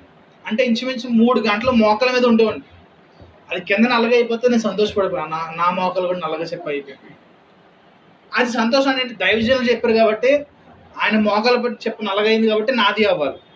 మనం ఏం చేస్తుంది తెలుసా? ఎదురుగా వచ్చేవాడు ఆడు ఎలా షేవింగ్ చేసుకున్నాడు, ఆడు గడ్డం అందంగా ఉంది, పిల్లి గడ్డం పెట్టినాడు కదా, నేను పెట్టుకోవాలి. స్త్రీలు అనుకోండి, ఆ వస్త్రం వేస్తుంది కదా, అలాగే నేను కాస్ట్లీ పట్టు చీర లేదా కాస్ట్లీ డ్రెస్ కొనుక్కోవాలి, లేదా చెవులీలు కొనుక్కుంది కదా, అవి ఎక్కడ కొన్నావు? ఆ పలానా చోట కొన్నా, నేను అక్కడికి వెళ్ళి తెచ్చు. అంటే ఇది నేర్చుకుంటాం కానీ దైవిక సంబంధమైనవి మనం నేర్చుకోం. నువ్వు ఎంతసేపు ప్రార్థన చేస్తున్నావు? గంట. అయితే నేను గంట పావు చేయాలి. ఎవరన్నా చేస్తారా? ఉన్నారా ఎవరన్నా మన సంఘంలో? సంఘం గురించి క్రైస్తవులు ఎవరన్నా ఉన్నారా? ఒక వ్యక్తి కంటే ఎక్కువసేపు నేను ప్రార్థన చేయాలి అనే ఉద్దేశం ఎవరికన్నా ఉందా మనలో? ఉండదండి, ఉండదు. ఎందుకంటే అది మన శరీరం ఎలా తయారు చేసిందంటే మనల్ని శరీరానుసారంగా నడిపించడం మొదలు పెట్టేసాం ఆల్రెడీ మనం. అంటే మనం దేవుణ్ణి విసర్జిస్తున్నాము అని అర్థం చేసుకోవాలి. నువ్వు దేవుని కంటే నీకు ఏ స్థానము మొదట నీ హృదయంలో పెట్టావో వెంటనే నువ్వు దేవుని విసర్జిస్తున్నావు. నీ క్రియాపూర్వకంగా దేవుని విసర్జిస్తున్నావు. నువ్వు దేవుని విసర్జించడం మొదలుపెట్టినప్పుడు దేవునికి పరీక్షలు పెట్టడం మొదలు పెడతాడు. దేవునికి పరీక్షలు పెట్టడం మొదలుపెట్టినప్పుడు ఏ దిక్కు నుంచి సహాయం రాదండి. ఏ దిక్కు నుంచి కూడా సహాయం రాదు. సహాయం ఎవరంటే ఆయన మాత్రమే. దేవునికి మహిమ కలుగా. అంటే నువ్వు ఎవరైతే చూడాలని కోరుకుంటున్నాడు ఆయన? ఇశ్రాయేలు జనాంగమును ఇక్కడ శత్రువుగా భావించి ఆయన శ్రమ పెట్టడానికి గల కారణం ఏంటంటే నువ్వు ఆయన వైపు చూడాలి అనేది ఆయన కోరిక. ఇశ్రాయేలు జనాంగము శ్రమ పెట్టుబడినప్పుడు ఐగుప్తు దేశంలో ఉన్న సమయంలో 420 సంవత్సరాలు వాళ్ళు ఇంచుమించు ఐగుప్తులో బానిసలుగా ఉన్నారు. వాళ్ళు ఆఖరిగా దేవుని మొక్కుబడి చేశారంటండి. ప్రభువా అని చెప్పి ప్రార్థన చేస్తుంటే వాళ్ళ యొక్క స్వరము దేవునికి వినబడింది. ఇశ్రాయేలు జనాంగం అదే తొంత ఇక్కడ మొదలుపెట్టారు. ఏంటంటే దేవుడు వాళ్ళని విడిచిపెట్టినప్పుడు, మీరు న్యాయాధిపతుల గ్రంథం చూడండి, ఇంచుమించు నేను ఇప్పుడు 12వ అధ్యాయం దాకా చదువుతున్నా. అక్కడికి ఇంచుమించు ఎంతమంది వచ్చారంటే 12 మంది న్యాయాధిపతులు వస్తారు అక్కడికి. అంటే వీళ్ళందరూ ఏంటంటే వారు మొరపెడితే దేవుని న్యాయాధిపతిని పంపేవాడు. మరలా న్యాయాధిపతి పని ఏంటంటే వాళ్ళ శత్రువుల చేతుల నుంచి విడిపించాడు. ఆ మోషే ఎలా విడిపించాడో, యెహోషువ ఎలాగైతే విడిపించాడో, అలాగే ఈ న్యాయాధిపతులు కూడా వారి నుంచి విడిపించేవారు. వృద్ధాప్యం వచ్చేది, చనిపోయేవారు, మరలా ఏం చేసేవారు, వీళ్ళు లోకానికి వెళ్ళిపోయారు. ఇప్పుడు చెప్పాలంటే 4 నెలలు మనం లోకంలో గడిపామా, దేవుల్లో గడిపామా? ఏం చేశారు అంటే మనం దేవుని కోపం తెప్పించామా, దేవుని సంతోషం తెప్పించామా? మనం దేవునికి అనేక మార్లు తీర్మానాలు చేసాం, ప్రభు నీ కోపం ఏం తెప్పించాం, మరలా ఇంకెప్పుడు పాపం చేయం ప్రభు అని చెప్పి మరలా ఏం చేసాం, మనం ఏం చేస్తున్నాం, దేవుని కోపం తెప్పిస్తాం. నువ్వు దేవునికి కోపం తెచ్చిపించడం వల్ల నష్టం ఎవరికి తెలుసా? ఆ నెలలో వచ్చే ఆశీర్వాదాలు ఎవరు కోల్పోతారు? గడిచిపోయిన నెలలన్నీ అవుతుంది సార్, ఎదరికి వెళ్ళిపోతే వెనక్కి రావు. మళ్ళీ ఈ నెలలన్నీ వచ్చే 4 నెలలు వచ్చే ఆశీర్వాదాలు నీ జీవితంలో నుంచి వెళ్ళిపోయి మరలా వాటిని తిరిగి ఇవ్వడానికి అవకాశం లేదు. ప్రతి దినము దేవుడిచ్చే ఆశీర్వాదమే, దేవునికి మహిమ కలుగుగా. మనం ఏం చేస్తామంటే ఆ ఆశీర్వాదం మనం శాపముగా మార్చేసుకుంటున్నాం. మనం ఏం చేయాలంటే దేవుడు మనకిచ్చిన ఆశీర్వాదమును మనం అనుభవించే వారంగా ఉండడానికి దేవుడు మనం పిలుచుకున్నాడు. ఆశీర్వాదానికి మీరు కారకులు ఉండడానికి పిలువబడతారు కానీ కీడుకు కాదు. ఇశ్రాయేలు జనాంగం దేవుడు చేసినంటే తన శత్రువులకు అప్పగించాడంట. కింద చదువుతున్న తర్వాత, ఆ కాలంలో యెహోవా వారి కొరకు న్యాయాధిపతులను పుట్టించాడంట. దోచుకొని వారి చేతుల నుండి ఇశ్రాయేలును రక్షించిరి. అయితే వారు ఇంకా న్యాయాధిపతుల మాట వెనక తమ పితరుల యెహోవా ఆజ్ఞను అనుసరించి నడిచిన మార్గం నుండి త్వరగా తొలగిపోయి ఇతర దేవతలతో వ్యభిచరించి వాటికి నమస్కరించిరి. తమ పితరులు ఆ ఆజ్ఞలను అనుసరించినట్లు వారు నడవలేకపోయారు. తమ శత్రువులు తమను బాధింపగా విడిచిన నిట్టూర్పులో యెహోవా విని సంతాపించి వారి కొరకు న్యాయాధిపతులను పుట్టించి ఆయా న్యాయాధిపతులకు తోడయుండి వారి దినములన్నిటిను వారి శత్రువుల చేతుల నుండి ఇశ్రాయేలును రక్షించెను. దేవునికి మహిమ కలుగుగా. ఈ ఫస్ట్ 2 అధ్యాయాలు ఇంట్రడక్షన్స్ అండి, అంటే ప్రారంభం. న్యాయాధిపతులు దేవుడు ఎందుకు ఏర్పాటు చేశాడు, అసలు న్యాయాధిపతులు అంటే ఎవరో వారి గురించి చెప్తున్నాడు. ఇక్కడ ఏం చెప్తున్నాడు? దేవుడు ఆయా కాలంలో న్యాయాధిపతులను పుట్టించాడు. న్యాయాధిపతులను పుట్టించి వారిలో దేవుని ఆత్మ నుంచి వారిని విడిపిస్తూ వచ్చేవారు. అయితే వీళ్ళు చాలా త్వరగా పడిపోయారు అంటండి, చాలా త్వరగా తొలగిపోయేవారు దేవుడి నుంచి. తొలగిపోయినప్పుడు దేవుని కోపం వచ్చేది. తర్వాత వీళ్ళు వారిలో ఏం చేసేవారు, మొరపెట్టేవారు. మొరపెట్టినప్పుడు దేవుడు వారి వాళ్ళకు మొర విని ఏం చేసిన దేవుడు సంతాపపడేవాడు అండి. సంతాపం అంటే అర్థం ఏంటి? బాధపడ్డం. అంటే నువ్వు కీడులోకి వెళ్ళడం వలన నీకంటే ఎక్కువగా బాధపడేది ఎవరో తెలుసా? దేవుడు. నీకు తెలియదు, ఎందుకంటే మన హృదయాలు బండబారిపోయినాయి అండి. అవునా? మన హృదయాలు ఏమైపోయినాయి? బాధల్లో రకాలు ఉంటాయి. అవునా? చిన్నగా దోమ కుట్టినప్పుడు బాధ కలుగుద్ది కానీ దాన్ని పెద్ద లెక్క చెయ్యం. అవునా కదా? కొంచెం గోడకి రాసుకున్నప్పుడు చిన్న గీత పడింది అనుకోండి, ఒక 2 నిమిషాలే బాధపడతాం, అంతకంటే ఎక్కువ బాధపడం. కొన్ని బాధలు ఉంటాయి, ఒక రోజంతా బాధపడతాం. కొన్ని బాధలు ఉంటే ఒక వారం అంతా బాధపడతాం. దేవుడు వాక్యం చెబుతుంది, ఆయన ఎవరిని కూడా శోధింపడు. ఒకవేళ శోధించినా నువ్వు సహింపగలిగిన దానికంటే ఎక్కువగా శోధించాడంట. దేవునికి మహిమ కలుగుగా. మనం ఏం చేస్తామంటే నేను తట్టుకోలేను బాబు అని చెప్పి పొరగొట్టేసుకుంటాం. అయితే తర్వాత రోజు నేను తట్టుకుంటున్నాం కదండి. దేవుడు మన జీవితంలో కొంత శ్రమ పెట్టినప్పుడు నీకంటే ఎక్కువగా ఆయనే బాధపడుతున్నాడు చెప్పాలంటే. ఎందుకంటే తండ్రి తన బిడ్డలను కొట్టినప్పుడు బిడ్డల కంటే బాధ ఎక్కువ వరకు ఉండదంటే తండ్రికే ఉంటుంది. అయితే కొట్టకపోతే మాట వింటారా? అలాగని కొట్టకుండా వదిలేస్తే ఏమవుతుంది? వాళ్ళు వచ్చి రేపొద్దున మనల్ని కొడతారు. అవునా కదండి? ఇక్కడ ఎవరు తప్పు అవుతుందంటే దేవుడు అదే అంటాడు, బెత్తము వాడని తండ్రి పాపాత్ముడు అంటాడు. ఏంటి? ఆ 1 గంట తర్వాత తిరగబడతారంట కొన్ని రోజులు అయిపోయిన తర్వాత. బెత్తం వాడమని ఎవరు చెప్తున్నారు? వాక్యం చెప్తుంది. చెప్పింది దేవుడు అయినా వాడాలి మరి బెత్తం. ఏంటి ప్రభు ఎప్పుడు చూసినా నాకే పెడతావు అంటే మరి నీకే పెట్టాలి. నీకెందుకు పెట్టండి? నువ్వు ఆయనకు కావాలి కాబట్టి పెడుతున్నాడు ఆయన. దేవునికి మహిమ కలుగుగా. నువ్వు అక్కర్లేదనుకో అసలు నీ గురించి ఆయన పట్టించుకోడు. నేను లోకంలో ఎంతో మంది ఉన్నారండి, వాళ్ళందరూ దేవుడు అన్ని విడిచిపెట్టి రమ్మంటున్నాడా? ఎందుకు అడగట్లేదు వాళ్ళని? వాళ్ళకంటే నువ్వు ఇంకా ప్రాముఖ్యత ఆయనకి, వాళ్ళకంటే నువ్వు ఎక్కువగా కావాలి ఆయనకి, వాళ్ళకంటే మొదటగా నువ్వే కావాలి ఆయనకి. దేవునికి స్తోత్రం కలుగునుగా. దేవదూతను కూడా ఆయన లెక్క చేయలేదు. ఆయన పరలోక సింహాసనమును కూడా ఆయన లెక్క చేయలేదు. మొట్టమొదటిగా ఆయన ప్రాధాన్యత ఇచ్చింది ఎవరికో తెలుసా? మనుష్యునికి మాత్రమే. దేవునికి మహిమ కలుగుగా. ఆయన ప్రాముఖ్యత నీకే ఇస్తున్నాడు.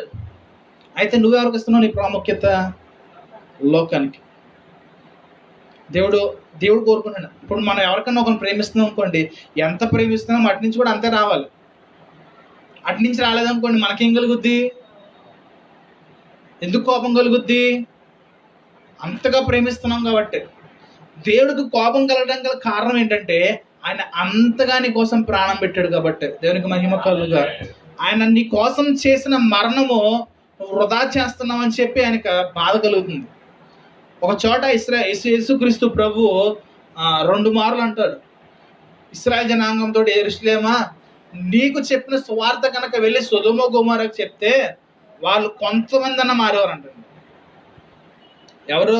ఇశ్రాయేల్ జనాంగమే. దేవుడు ఏమంటుంది సార్, ఒకవేళ నీకు చెప్పే సువార్తను వెళ్ళి యెరూషలేము చెప్తే, సొదొమ గొమొర్రాకు చెప్తే వాళ్ళు మారేవారేమో.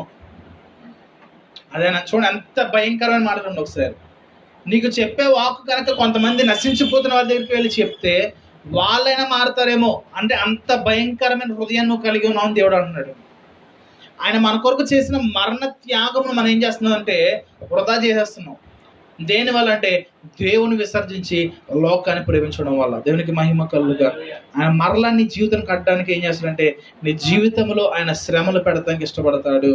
శ్రమలు పెట్టి ఆయన సంతోషపడే దేవుడు కాదు, కానీ ఆయన దుఃఖిస్తాడంటండి, ఆయన సంతాపపడతారంట. చదువుదాం ఒకసారి మరలా. తమ శత్రువులు తమను బాధింపగా వారు విడిచిన నిట్టూర్పులు యెహోవా విని సంతాపించి వారి కొరకు న్యాయాధిపతులను పుట్టించి ఆయా న్యాయాధిపతులకు తోడయుండి వారి దినములన్నిటిను వారి శత్రువుల చేతుల నుండి ఇశ్రాయేలును రక్షించను. ఒక్కొక్క న్యాయాధిపతి చనిపోగా వారు వెనుకకు తిరిగి ఇతర దేవతలను అనుసరించి పూజించుచు. ఒక్కొక్క న్యాయాధిపతి చనిపోయిన వాళ్ళు ఏం చేస్తారంటే మరలా న్యాయాధిపతి రావడం గల కారణం ఏంటంటే వారి శ్రమను చూడిపించడానికి న్యాయాధిపతి వచ్చేవాడు. వీళ్ళు ఒక్కొక్క న్యాయాధిపతి చనిపోయిన తర్వాత మరలా వీళ్ళు ఏం చేసేవారు అంటే కుక్క తన వాంతిని తిరిగి ఏం చేస్తుంది? నాకుతుంది. పంది స్నానం కడగబడిన పంది మరలా ఏం చేస్తుంది? బుర్రలు ఇలా అయిపోయారంటే ఇస్రాయేల్. కొంతకాలం నడిపించబడుతున్నారు. ఆయన చనిపోయిన తర్వాత వాళ్ళు ఒకరు ఏం చేసుకుంటే ఉరికొలుపుకుని ఒకరు బలపరుచుకుని ఏం చేయాలంటే వాళ్ళు నిలబడాలి. దేవుని వాక్యం అపోస్తలుడైన పౌలు మాట్లాడుతుంటే ఒకరికొకరు మీరు హెచ్చరించుకుంటూ ఒకరినొకరు బలపరుచుకుంటూ కీర్తనలతోనూ సంగీతములతోనూ వాక్యములతోనూ ఒకరినొకరు మీరు ఏం చేసుకుంటే ఉరికొలుపుకుంటూ మిమ్మల్ని మీరు బలపరుచుకోమన్నాడు. అలా జరుగుతుందా? లేదు. తర్వాత చదువుతాం. ఉండుట వలన తమ క్రియలలోనేమి మూర్ఖమైన ప్రవర్తనలోనేమి దేనిని విడువక తన పూర్వీకుల కంటే మరీ విగుల చెడ్డవారైపోయారంట. మరీ ఎక్కువగా మనం చదువుకున్న ఇశ్రాయేల్ జనాంగం గురించి వారు దేవునికి ఏం చేశారో శోధించారంట. దేవుణ్ణే శోధించారంట. దేవుని దగ్గర వారు మూర్ఖత్వం చూపించారంట. వాళ్ళకంటే ఎక్కువ మూర్ఖత్వం చూపించారంటండి వాళ్ళు. ఇశ్రాయేల్ జనాంగమే భయంకరంగా అరణ్య ప్రాంతంలో దేవుని శోధించారంటే వాళ్ళకంటే భయంకరంగా వీళ్ళు ఏం చేశారు? దేవుని శోధించారు. తర్వాత చదువుతాం.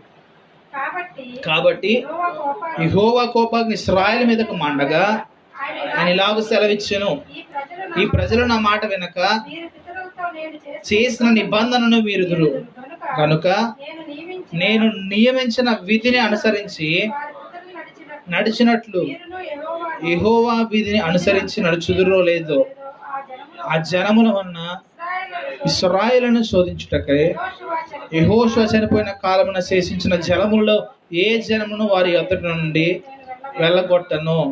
అందుకు యెహోవా ఆ జనములను అప్పగింపకయో శీఘ్రముగా వెళ్ళగొట్టకయో మాని వారిని, అయితే వారిని పూర్తిగా ఒక నాయకుడికి అప్పచెప్పడం మానేశాడు, అలాగని పూర్తిగా విడిచిపడడం మానేశాడు అంటాడు.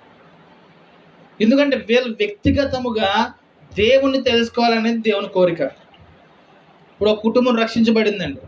కుటుంబం ఎందుకు రక్షించబడుతుంది అంటే భార్య ద్వారా కానీ భర్త ద్వారా కానీ దేవుడు ఒక ఆశ్చర్య కార్యము, ఒక సాక్ష్యం వారి జీవితంలో పెట్టి రక్షించుకుంటున్నాడు. రక్షించబడిన తల్లిదండ్రులు ఉన్నారా, వారి బిడ్డలు వేరును అనుసరించి నడవరు. అయితే వాళ్ళు చెప్పినట్లుగా రక్షణ తీసుకుంటారు, వాళ్ళు చెప్పినట్లుగా మందిరాలకు వస్తారు, వాళ్ళు చెప్పినట్లుగా ప్రార్థన చేసుకుంటారు, అన్ని మామూలే. అయితే దేవుని కోరిక ఏంటంటే వీరికంటూ ఒక ప్రత్యేకమైన సాక్ష్యం ఉండాలి. దేవునికి మహిమ కలుగుగా. ఇప్పుడు నేను రక్షించబడ్డానండి, రేపొద్దున నా పిల్లలు నా ద్వారా వాళ్ళు దేవుని మందిరానికి రావడం దేవునికి ఇష్టం ఉండదు. ఎలా రావాలి తెలుసా? వాళ్ళు దేవుణ్ణి రుచి చూడాలి. అర్థమవుతుందా? ఏం చేయాలి వాళ్ళు?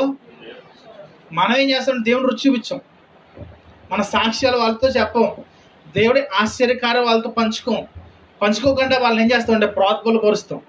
ఏమని? ప్రార్థన చేయి, దేవుని సంధికి రా, ఈ మనం చేస్తాం. ఈ ప్రోత్బలం చేయడం బట్టి వాళ్ళకి ఏం కలుగుతుంది తెలుసు? దేవుడి మీద అసహ్యం కలుగుతుంది. దేవుడి మీద అసహ్యం కలగకూడదు, దేవుని శక్తిని వారు రుచి చూడాలి. దేవునికి మహిమ కలుగుగా. రుచి చూడాలంటే వారిని అనుభవాల్లోకి తీసుకువెళ్ళాలి, వాళ్ళని దేవుని నడిపించబడడం వారికి నేర్పించాలి. అందుకే సండే స్కూల్ పెడతారు. అర్థమవుతుందండి? మనం ఎప్పుడు కూడా చెప్పడానికి పక్షిరాజు గురించి మనం చదివే ఉంటాం. పక్షిరాజు చాలా ఎత్తులో గూడు కట్టుకుంటుంది. గూడు కట్టుకుని దానికి పిల్లలకి రెక్కలు వచ్చేంత వరకు పోషిస్తుంది అంటండి. దాని అందరికీ ఇలా తిందో. ఇప్పుడు మన చిన్నపిల్లలు ఉన్నారనుకోండి, కొంచెం ఒక సంవత్సరం వచ్చేటప్పటికి వాళ్ళందరూ వాళ్ళు తినడానికి ప్రయత్నం చేస్తారా? అయితే పక్షిరాజు అలా చేయదంట. ఏం చేస్తుందంట? తల్లి వచ్చి దాని కడుపు నింపే వరకు కూడా అది ఆకలితో ఉంటుంది. కొన్ని కింద పెడితే తిందో. ఏం చేస్తుంది? నోరు తెలిసింటే నోట్లో పెట్టాలి. పక్షులు ఏదన్నా చూడండి కావాలంటే. తల్లి ఏం చేస్తుందంటే కొన్ని రోజులు అయిపోయిన తర్వాత, దాని వయసు వచ్చిన తర్వాత ఆ గూడుని చెదరగొడుతుంది అంటే వాక్యంలో ఉంది. అది గూడుని ఏం చేస్తుంది? ఎందుకు? ముద్దులైపోయినాయి అక్కడ. ముద్దులైపోయి కూర్చునిపోయి ఎంత పెడుతున్నా తినడం సరిపోతుంది, కానీ ఎగరం రావట్లే. గూడు చెదరగొట్టడం కాదు కదా, చెదరగొట్టేసి అది కొన్ని గూడి చిన్న చిన్న నాట్లమే కట్టుకోదండి. ఎక్కడ కట్ట తెలుసా? కొండ శిఖరం మీద.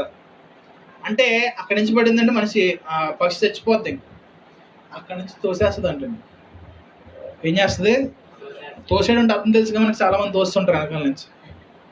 కొన్ని తోస్తే మనం కింద పడతాం, అది కిందకి ఎక్కడికో అగాధంలోకి వెళ్ళిపోద్ది. కింద పడి గెలిపోయి వస్తుంది, రెక్కలాడించడం నేర్చుకుంటుంది అప్పుడే. ఒకవేళ పడిపోయేసాము చచ్చిపోయేస్తాము అన్నప్పటికీ తన తల్లి వచ్చిందని రక్షిస్తుంది మాత్రం. ఇది దేవుని వాక్యం చెబుతుంది, నేను చెప్పట్ల. సొంత దాన్ని ఎప్పుడు దాన్ని చూడలేదు కూడా. దేవుని వాక్యం ఏదో చెప్తుందో దాన్ని చెప్తుంది. పక్షిరాజు తన గూడును చెదరగొట్టి తన పిల్లలను ఎగురుటకు నేర్పించినట్లుగా నేను మీకు నేర్పిస్తున్నాను అంటున్నాడు ఆయన. పిల్లలకు వ్యక్తిగతముగా దేవునిలో ఎలాగ ఎదగాలని నేర్పించాలి. ఒకవేళ నేర్చుకోకపోతే మొద్దులైపోతారని చెప్పాలంటే. ఏమవుతారు? వాళ్ళకంటే సాక్ష్యం ఉండదు. యవ్వనుడు తన యవ్వన కాలంలోనే దేవుని గుర్తెరగాలి. సాక్ష్యం సరిగ్గా లేదనుకోండి, పెద్ద అయిన తర్వాత నామకార్థ క్రైస్తవుడే కూర్చుంటాడు. ఏమవుతాడు? నామకార్థమైన క్రైస్తవ్యం నువ్వు చేసిన ఒకటే, చేయకపోయిన ఒకటే. నువ్వు క్రైస్తవుడివి అని చెప్పుకున్నావు ఒకటే, చెప్పుకుపోయిన ఒకటే. నువ్వు బ్రతికితే రోషంగా జీవించాలి. రోషంగా జీవించాలంటే ఆయన రోషం కలిగిన దేవుడు కాబట్టి నువ్వు అలాగే జీవించాలి. ఆయన పేరు పెట్టి పిలువబడిన జనాంగంగా ఉన్న మనము, ఆయన స్వాస్థ్యముగా ఉన్న మనము ఆయన నామమును ప్రచురించే వారమే ఉండాలంట. దేవునికి మహిమ కలుగుగా. అందుకే మనలో ప్రతి ఒక్కరికి వ్యక్తిగతమైన సాక్ష్యం ఉండాలండి. మనం బలహీనపడుతున్నప్పుడు నువ్వు కలిగి ఉన్న సాక్ష్యాన్ని బలపరచాలి. మిమ్మల్ని ఎప్పుడైనా బలపరిచిందా సాక్ష్యం? నువ్వు బలహీనపడిపోతున్నావు, విశ్వాసంలో దిగజారిపోతున్నప్పుడు వేరొక సాక్ష్యం కాదు మనం బలపరచాల్సిందే. ఆ రోజున నేను మొరపెట్టినప్పుడు నా దేవుడు నాకు ఈ కార్యం చేసినప్పుడు, దానికంటే చిన్న కార్యమే చెప్పాలంటే. నువ్వు రక్షించబడినప్పుడు కంటే కార్యాలు ఇప్పుడు ఇంకా చిన్నవే. మనం ఏం చూస్తామంటే దీన్నే పెద్దగా చూస్తాం. అప్పుడు చేసిన దేవుడు ఇప్పుడు చేయడా అంటే చేస్తాడు. అయితే ఆయన నీ వైపు చూస్తున్నాడు, నువ్వు ఆయన వైపు చూడాలి. ఇశ్రాయేల్ జనాంగముకి శ్రమ కలిగించడానికి గల కారణం ఏంటంటే వాళ్ళు వ్యక్తిగతముగా దేవుణ్ణి తెలుసుకోవాలని ఆయన కోరిక. ఇక్కడ మనందరం ఉన్నామండి. మనలో ప్రతి ఒక్కరికి వ్యక్తిగతమైన సాక్ష్యం ఉండాలి దేవునికి. ఒక్కొక్క వ్యక్తితో నువ్వు దేవుని సువార్త చెప్పాలనుకో ఏం చెప్తావు? పలానా మా చర్చిలో ఒక ఆయన ఉన్నాడు, చచ్చిపోయి బతికాడు, ఆయన గురించి చెప్పడం కాదు. నువ్వు వ్యక్తిగతంగా నీ సాక్ష్యం ఏంటి?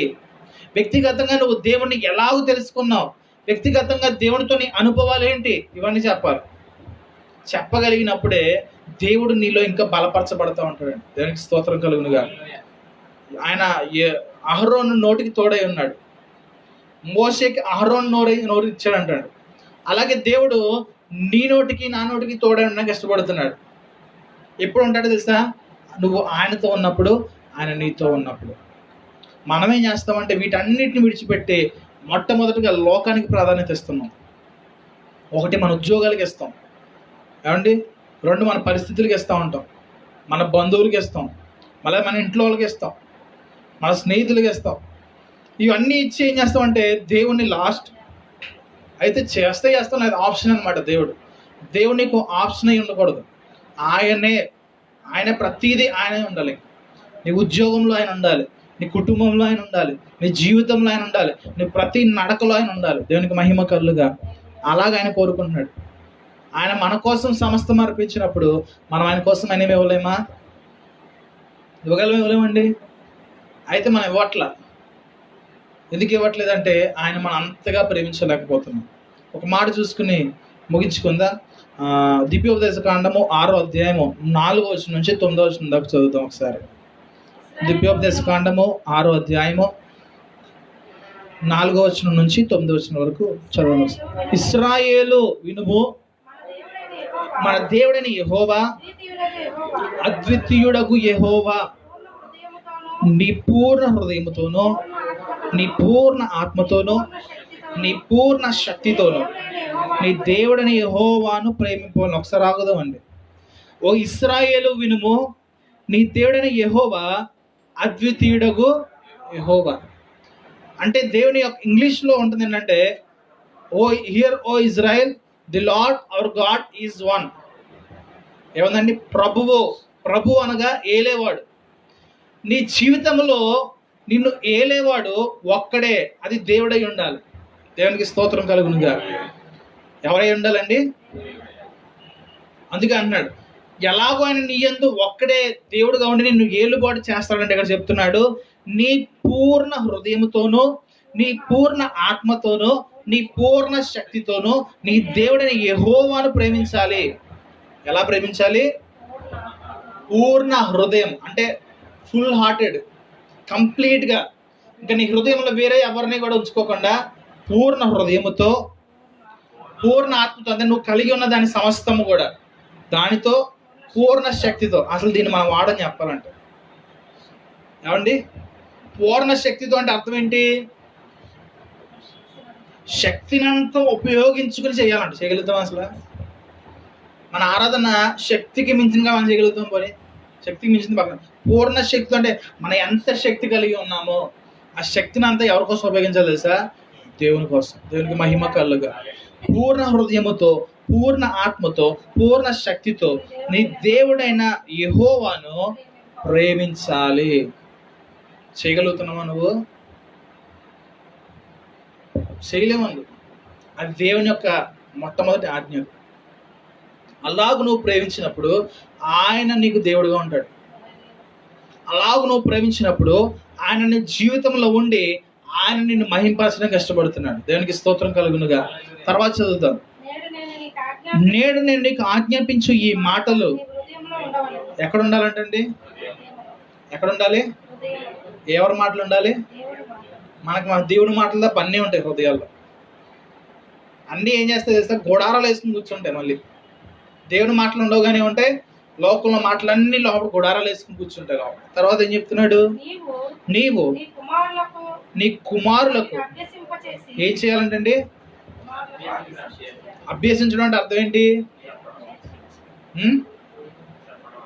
అభ్యాసము, నేర్పించడం. వేటిని నేర్పించాలి? పూర్ణ హృదయముతో, పూర్ణ ఆత్మతో, పూర్ణ శక్తితో నీ దేవుని యెహోవాను ప్రేమించాలి. నేర్పించగలుగుతాం మనం? పిల్లలే కదా, తర్వాత తెలుసుకుంటారులే. ఏం చేస్తారు? తర్వాత తెలుసుకుంటారులే, కంగారే ఉంది. ఆయన బాలుర యొక్కయు చంటి పిల్లల యొక్క స్తోత్రమైన ఆశీనుడై ఉన్నాడు అని రాయబడింది బైబిల్లో, తెలుసండి. ఏమై ఉన్నాడు? బాలుర యొక్కయు చంటి పిల్లల యొక్కయు స్తోత్రముల మీద ఆయన ఆశీనుడై ఉన్నాడు. అంటే ఇశ్రాయేలు జనాంగం బాల్యం నుంచి వరకు నేర్పించడం వారు మొదలుపెట్టారు. ఎందుకంటే ఈ ఆజ్ఞ వరకు ఉంది. ఇక్కడ ఏం చెప్తున్నారు? మీ కుమారులకు వాటిని అభ్యసింపచేసి నీ ఇంట కూర్చుంటున్నప్పుడు, త్రోవలు నడిచినప్పుడు, పండుకున్నప్పుడు, లేచినప్పుడు వాటిని గూర్చి మాట్లాడాలి. అసలు మాట్లాడదాం మనం కూర్చుంటే వచ్చేదంటే ఉప్రసోది. ఏమండి? ఎవరింటికన్నా వెళ్తే వచ్చేదేంటి మనకి? ఇవి వస్తాయి. అంటే మనలో ఎవరున్నారు, మనం ఎవరిని ప్రేమిస్తున్నాం ఇక్కడ అర్థమైపోతుంది కదా. దేవుణ్ణి ప్రేమిస్తే దేవుడు ఏం చెప్తున్నాడు? నువ్వు కూర్చున్నప్పుడు, లేచినప్పుడు, నీ గుమ్మలో నువ్వు ఎవరితో మాట్లాడో ఇవే వస్తాయంట. ఇవి రాకుండా వేరే వస్తున్నాయంటే పైన నువ్వు నీ పూర్ణ హృదయంతో, నీ పూర్ణ బలంతో, పూర్ణ శక్తితో నీ దేవుడైన యెహోవా పేరు తీసి ఏం పెడతావు అంటే లోకము, దాన్ని ప్రేమిస్తున్నావు కాబట్టి ఇవన్నీ వస్తాయి. తర్వాత చదవండి. కన్నుల నడుమ బాసికము వలె ఉండాలి. అంటే నిన్ను చూసినప్పుడు దేవుడు మహింపరచబడాలి లోకంలో. ఏమవ్వాలండి? నిన్ను చూసినప్పుడు మొదటగా ముఖంలో చూస్తారు. ఇక్కడ మన ముఖాన్ని చూస్తారు కదా, చూసిన వెంటనే దేవుడు మహింపరచబడాలంట. తర్వాత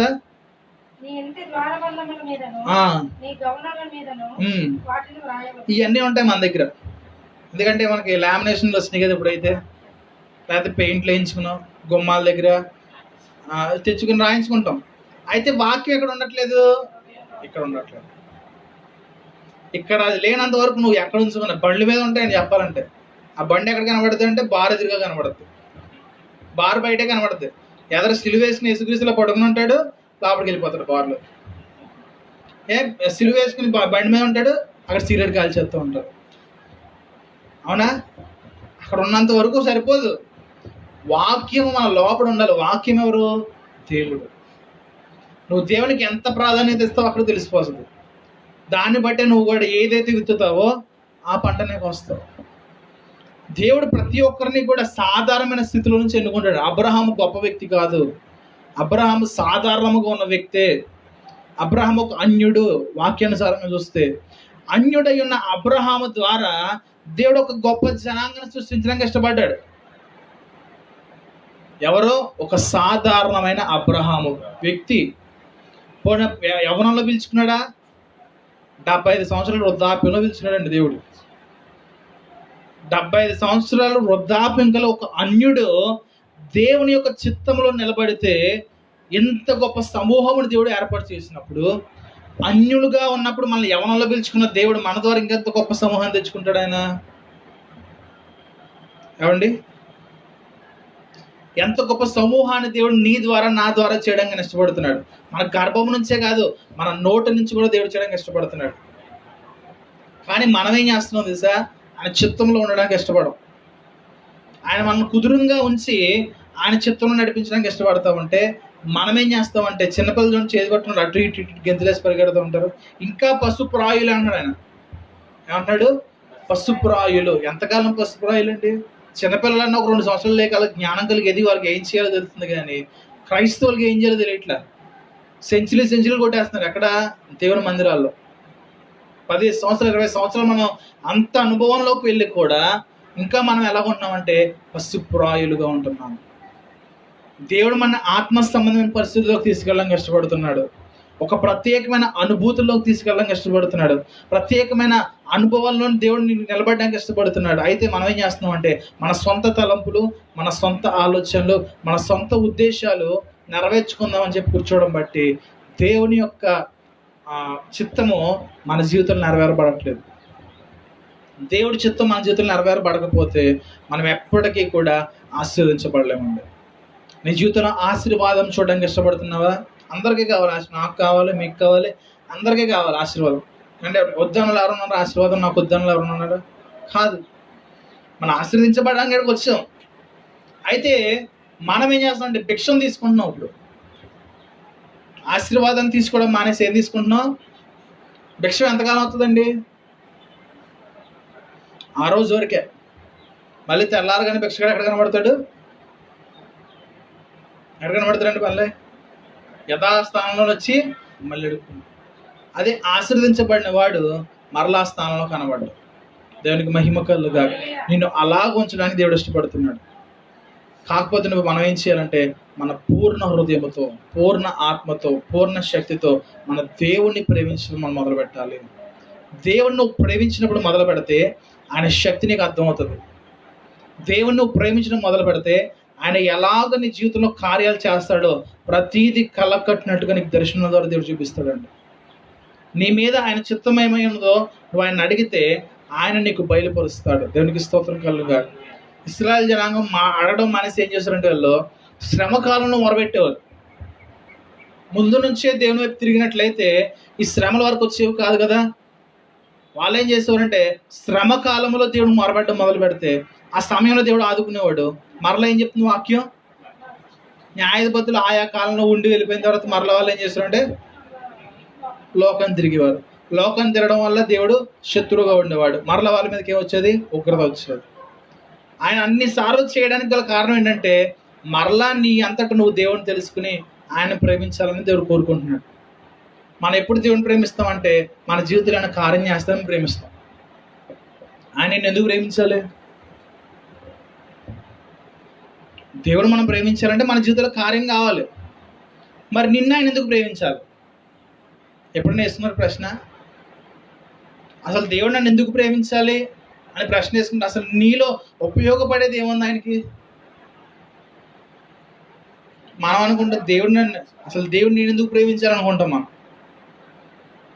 నీ ప్రేమ ఏదో గొప్పదని నీకు ఫీలింగ్, అంతే, ఏం లేదు. తోకనికి వేస్తే రూపాయి తోకదు దానికి. ఏమండి? తోకనికి వేస్తే రూపాయి తోకదు. ఆయన నీ ప్రేమను కోరుకుంటున్నాడు. ఒకసారి అర్థం చేసుకో. దేవుని వాక్యం మనుషుల ప్రేమ వ్యర్థము. మనుషులే ఎంతకాలం ఉంటారు? మహా అయితే ఒక 60 సంవత్సరం అంతా తోడుంటారు. తర్వాత ఎవరు ఉంటారు తెలుసా నీతోటి? దేవుడే నీతో తోడే ఉంటాడు. ఈ లోక బాంధవ్యం ఎప్పటివరకు అంటే దేవుడు ఈ లోకంలో మనం ఉంచినంత వరకు మాత్రమే. తర్వాత దేవుని రాజ్యంలో ఆయనతో పాటు ఆయన కుడిపార్శ్వన ఉండడానికి ఇష్టపడుతున్నాడు. మనం దేవునికి మహిమ కలుగుగా. అలాంటి స్థితి దేవుడు నీకు ఇవ్వాలని కోరుకుంటే మనం ఏం చేస్తామంటే నాకు ఆ స్థితి ప్రభు ఈ లోకంలోనే ఇక్కడే నాకు స్థితిగతులు కావాలనుకుంటా. అందుకని నా నీతిని, నా రాజ్యం మొదట మీరు వెతకండి. మీకు ఏమి ఇవ్వాలో నాకు తెలుసు, అప్పుడు నేను వాటిని మీకు అనుగ్రహిస్తాను. దేవునికి మహిమ కలుగుగా. హల్లెలూయా. కాబట్టి ఒకవేళ మనము కూడా ఇశ్రాయేల్ జనాంగం వలె అనేక మార్లు పడిపోయిన పరిస్థితులు ఉంటాయి. ఒకవేళ గడిచిన నెలలను బట్టి దేవుని మందిరానికి దూరం అవడం బట్టి ఒకవేళ మనలో ఎవరైనా పడిపోయి ఉంటే తిరిగి దేవుడు కట్టుకోవడానికి, మీ జీవితాలు కట్టడానికి ఆయన ఇష్టపడుతున్నాడు. కాబట్టి ప్రతి ఒక్కరు కూడా మోకరించి ప్రభువా నా జీవితమును మరలా నీలో కట్టుకోవడానికి ఇష్టపడుతున్నాను. ఇశ్రాయేల్ జనాంగం వలె లెగిసి పడిపోయే పరిస్థితుల్లో కాకుండా స్థిరమైన జీవితము, స్థిరమైన విశ్వాసము, స్థిరమైన భక్తి, స్థిరమైన ప్రార్థన బ్రతుకులు ప్రభు నీ యందు నా జీవితము కట్టుకోవడానికి సహాయం చేయండి ప్రభు అని చెప్పి ప్రతి ఒక్కరు మోకరించి కొద్ది నిమిషాలు 2 చేతులు ఆకాశం వైపు చాపి ప్రార్థన చేద్దాం. ప్రతి ఒక్కరు ప్రార్థన చేద్దాం. 2 చేతులు ఆకాశం వైపు చాపి ప్రభువా